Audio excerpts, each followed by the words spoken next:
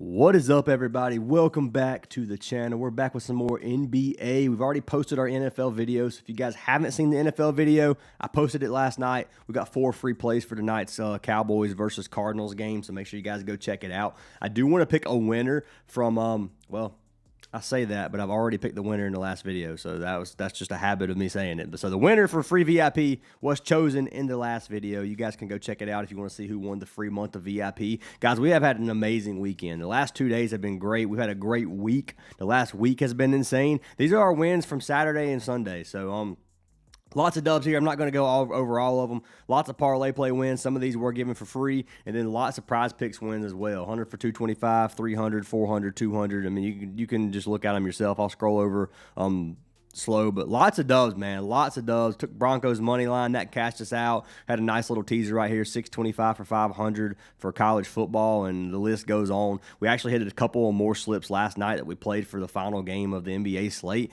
Posted a couple slips for it, and both of them ended up cashing, and that was on the Underdog app. So if you guys are in the Discord, you've been eating with us. I'm hoping we can continue this streak going into today. We got NFL and NBA, so I'm looking forward to it.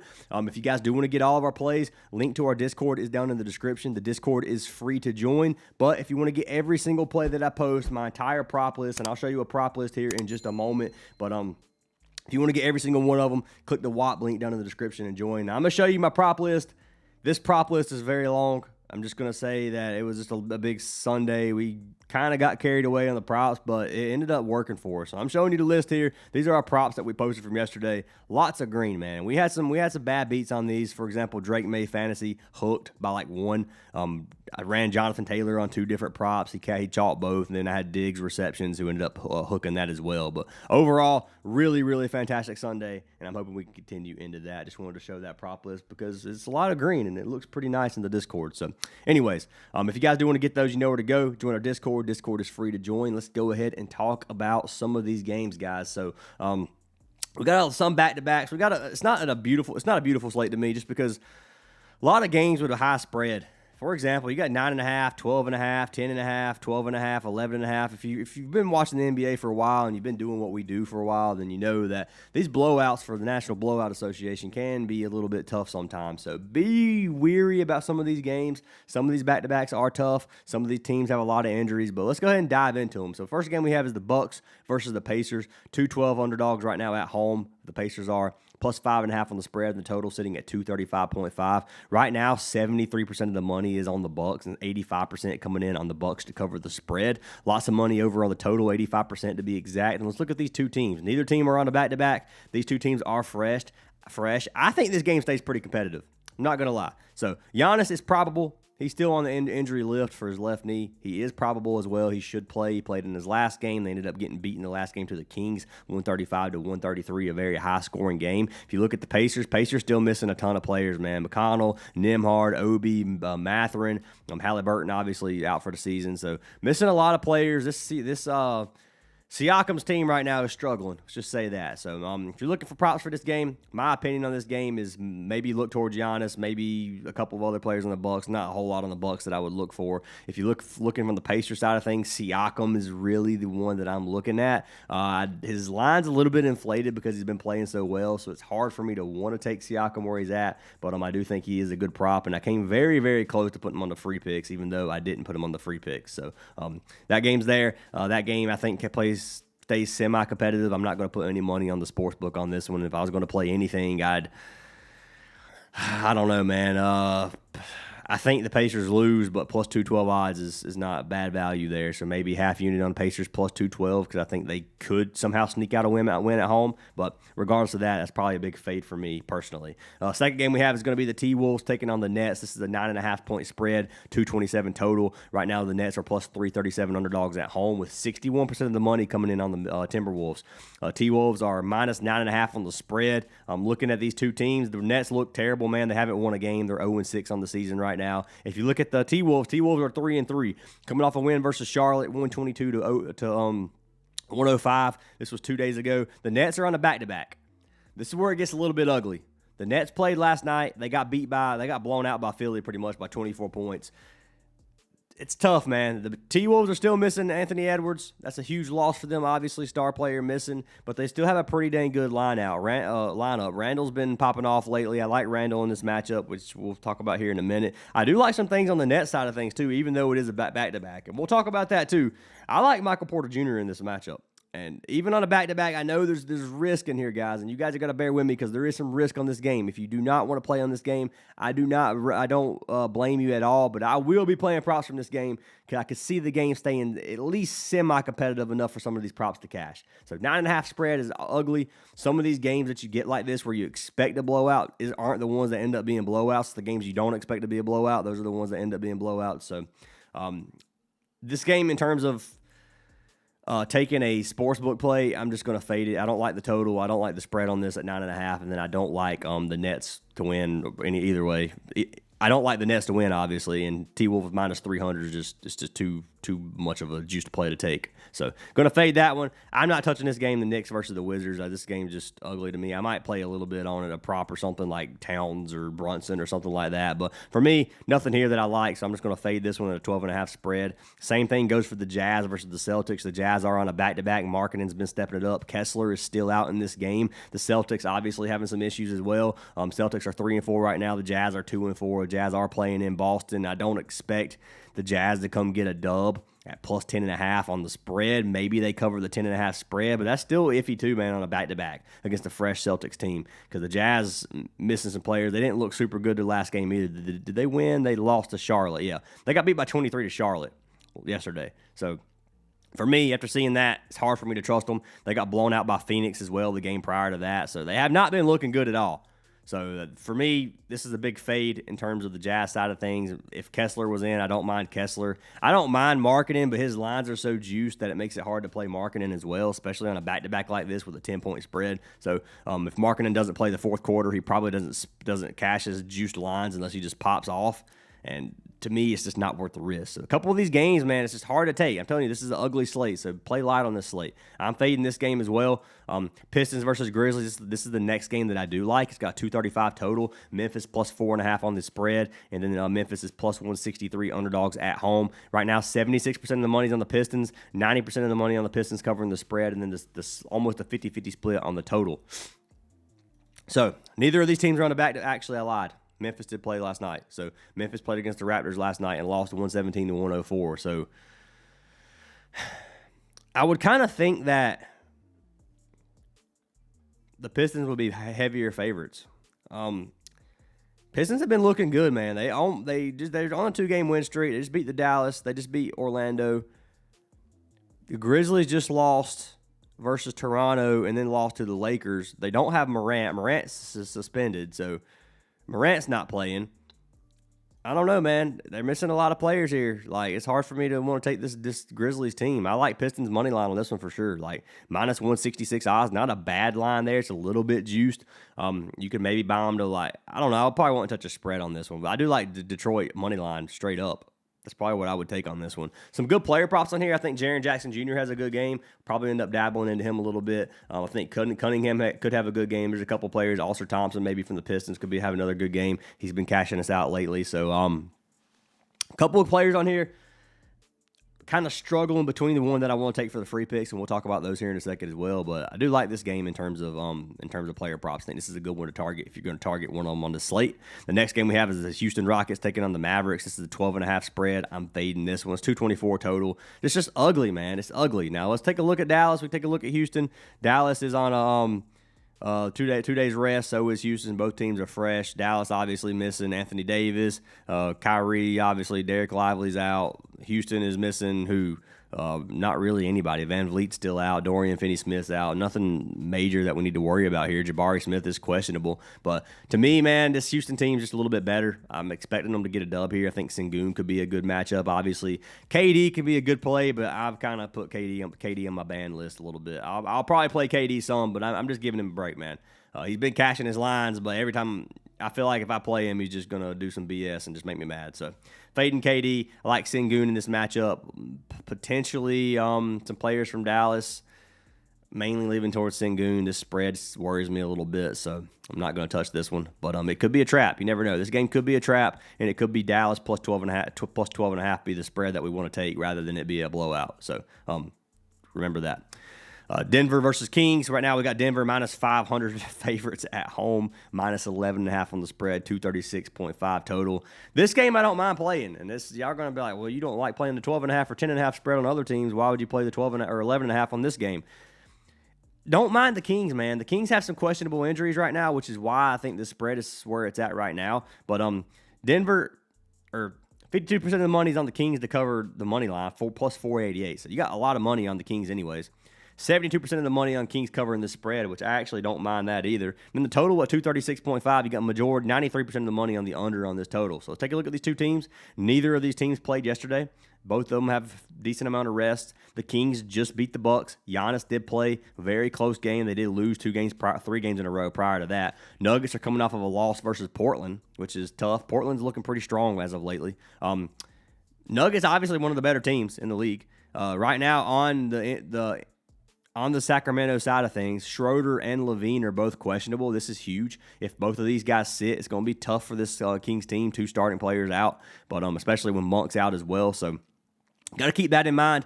I think they may end up playing. It's just soreness, a little bit of soreness, a little bit tight maybe for Levine. Schroeder's right hip soreness, same thing. Who knows? I believe they're going to play. I don't know for sure. If you look at the Denver side of things, Jamal Murray and Cam Johnson are both probable. So they're at least on the injury list for right shoulder.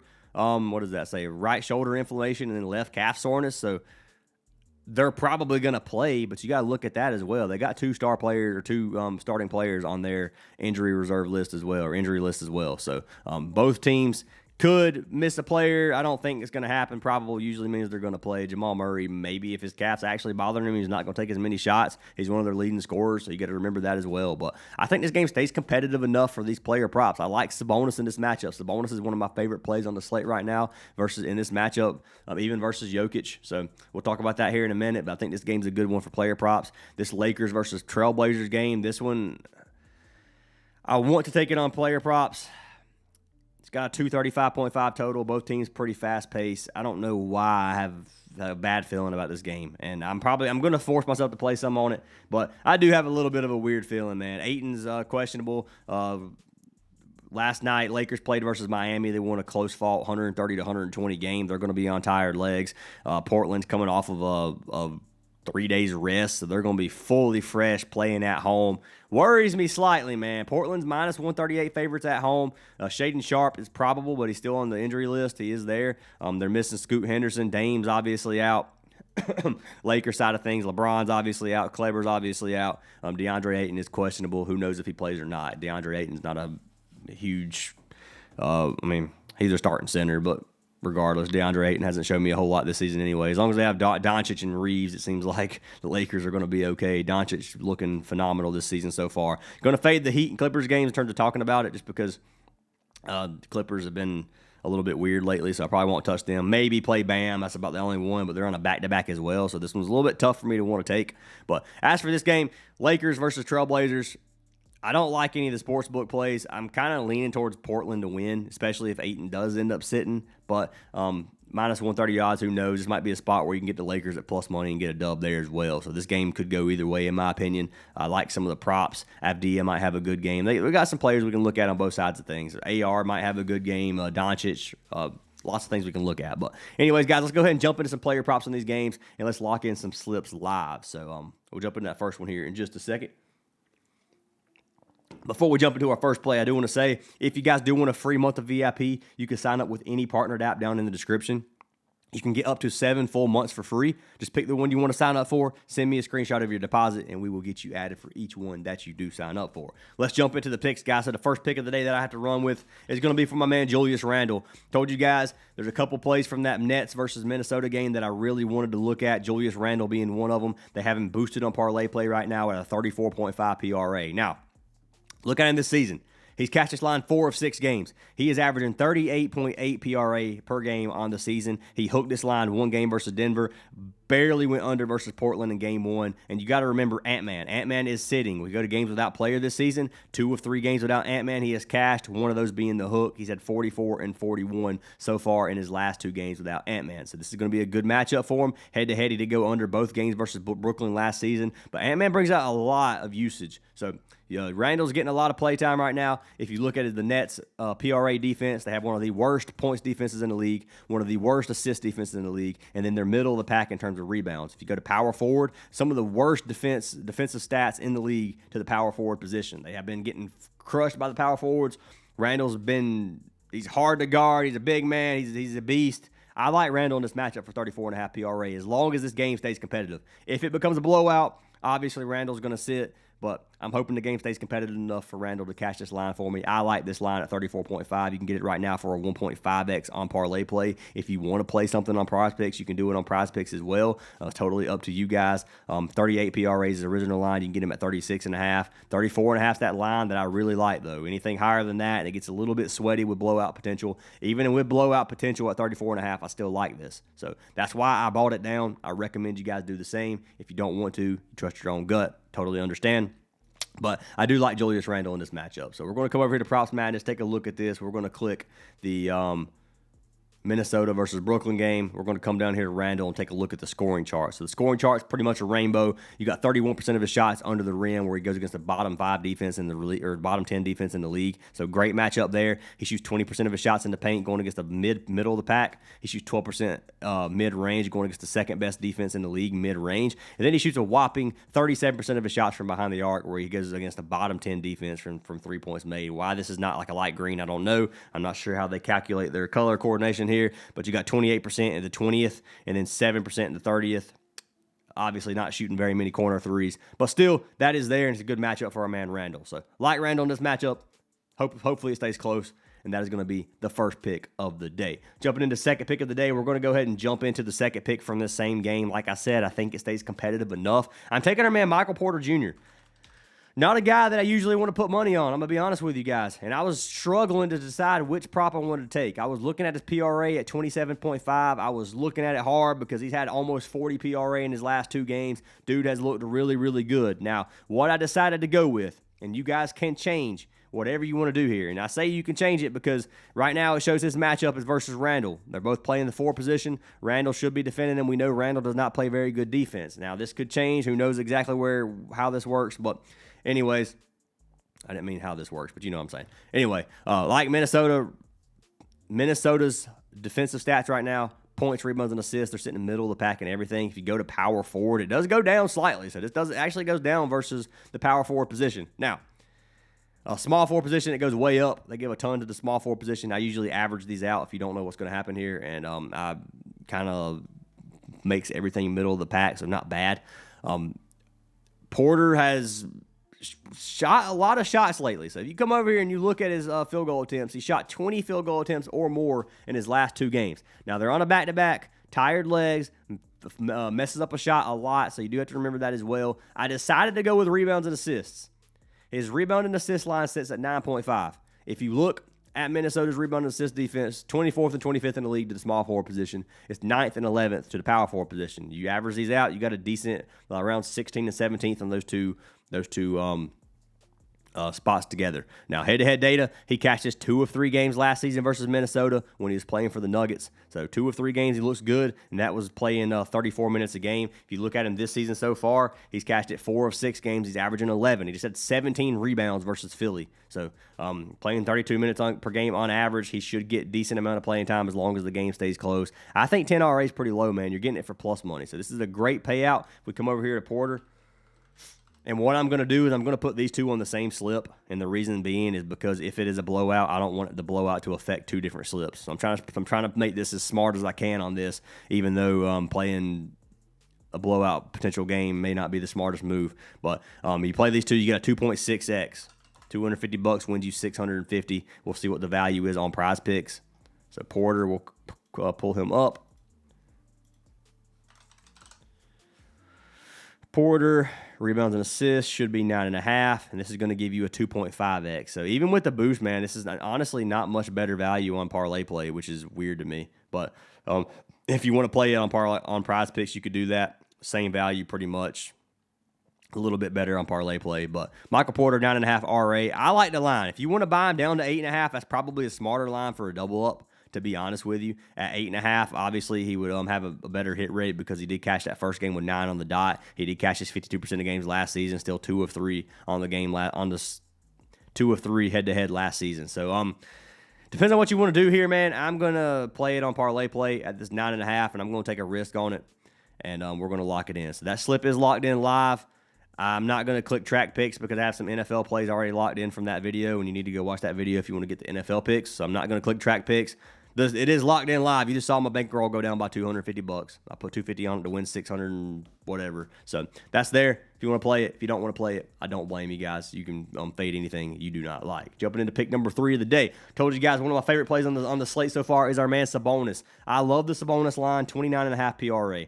He has looked really good his last few games. He's really stepped it up. You can get him at 29.5 on parlay play or on Prizepicks. He's cashed it 3 straight. He's averaging 32 PRA per game on the season. If you look at his last 3 games, it's way higher. Looking at Denver's PRA defense, they don't give up. They're top 5 defense in every category. Go to the center position, it goes way down, man. 18th, 20th, and 17th to the center position. Head-to-head versus Denver last season, he had 2 of 3 games where he cashed this line. He had 48 and 50 PRA in his first 2 games.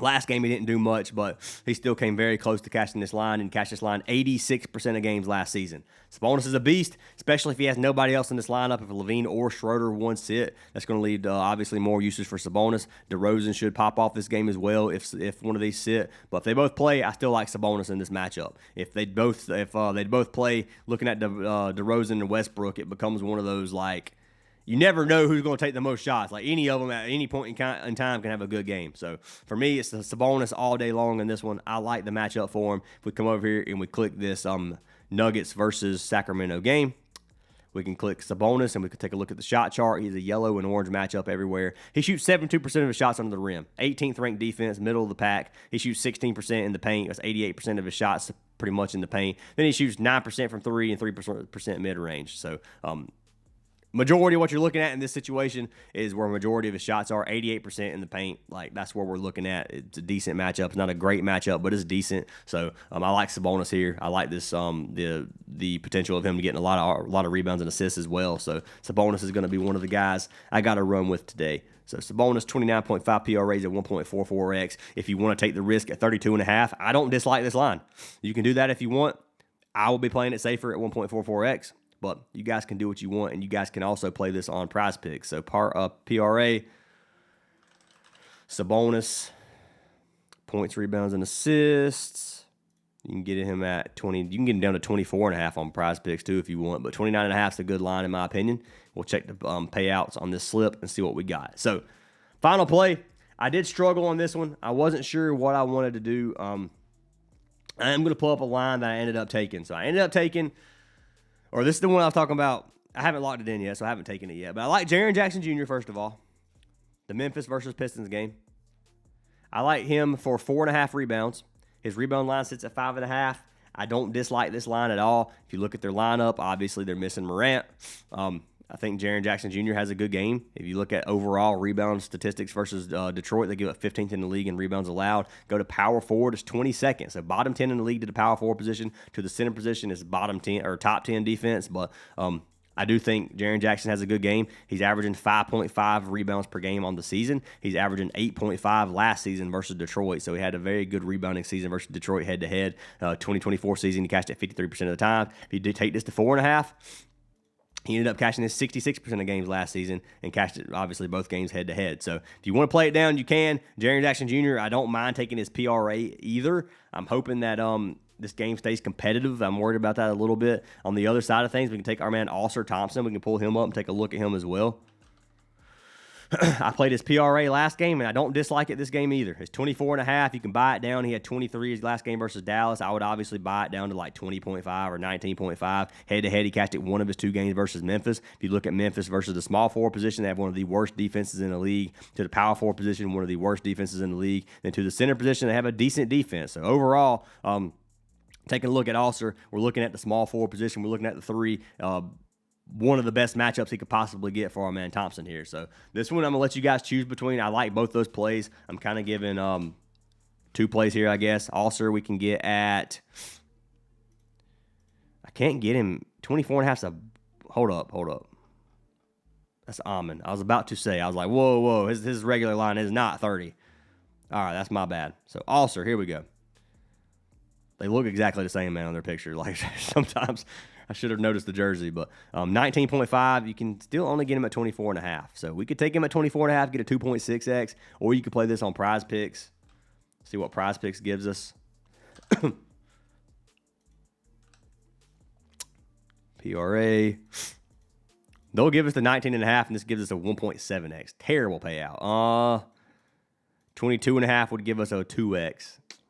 Don't like that, man. What do they give us at 24? 2.5x, same as 2.62 on parlay play. Or we're gonna just pull Jaren Jackson Jr. up. I don't mind the 24.5, but I'd much rather. That gets a little bit sweaty, in my opinion, with a full healthy team over here. If Tobias sits, obviously, this leads to more opportunities, but he's hooked this line under and hooked it over so far this season. He's not soaring over this line. He's averaging 24.8. So this line's very, very close, very sharp. So that's why I don't like the 24.5. I want to buy it down slightly. Pretty sure at 19.5, this is going to be a very low payout, but it's a 1.7x. We could take him at 19.5. Let's check Jaren Jackson Jr. Let's take a look at him. His rebound line, 4.5. If we take that to 1.3x, we get rid of Alcer, then it ends up being a 1.92x. So I think I'm going to run with Jaren Jackson on this one. I'm going to play Alcer in another slip. I'll wait till Parlay Play gets some more of their lines, and they maybe give us 21.5. Parlay Play is bad about giving you a bunch of lines, and then or they won't have very many lines until later on in the day. So they don't have like a 19.5 or 24.5 right now for Alcer, and then in like 3 hours it might have 21.5, 22.5, 20.5, and you can just pick the one you want for the value. So that's what I'm going to wait for. I'm going to run Jaren Jackson right here at 4.5 rebounds because I like this play as well. 480 right here, 250 to win, 480, 1.92x is locked in. You guys can see my bankroll went down by 250. So that's what I got for today, guys. Lock them in if you like them. Fade them if you don't. Hopefully we can cash out. That would be awesome. We can take a look at Alcer Thompson here in this matchup. Pistons versus, where we at, man? Detroit versus Memphis. Alcer. And he has a green and yellow matchup. The matchup doesn't really get much better. He shoots 82% in the paint, and he's pretty much bottom 10 right here for 30%, and then middle of the pack for the other 50%. So it's a good matchup. I like Alcer here today, too. So that's some of the reasoning behind that. If you want to play points or something, you could do that. If you want to play RA, it's up to you guys what you want to do. I like his PRA because he's been cashing me out on that. But that's what I got, guys. Once again, join our Discord if you're not in there already. We'd love to have you in there. Lock them in. If you want to play the same slips, if you want to mix and match any way you want, go ahead and do that, dude. Just follow your own gut feeling. I'm not going to be right 100% of the time. We've been on a heater, though. We've been killing it, and hopefully we can keep this streak going.